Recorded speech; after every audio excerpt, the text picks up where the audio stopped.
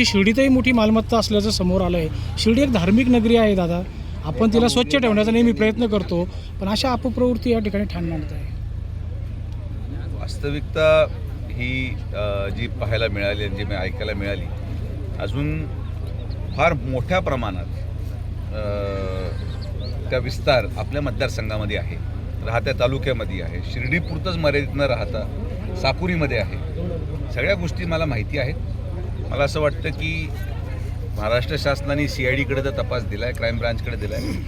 तिथं महिला IPS अधिकाऱ्यांची नेमणूक झालेली आहे. आजही शिर्डी पोलीस स्टेशनचे अधिकारी नाशिकला गेलेत आणि या तपासामध्ये या सगळ्या गोष्टी समोर येतील. ज्या गोष्टी घडल्या त्या दुर्दैवी आहेत.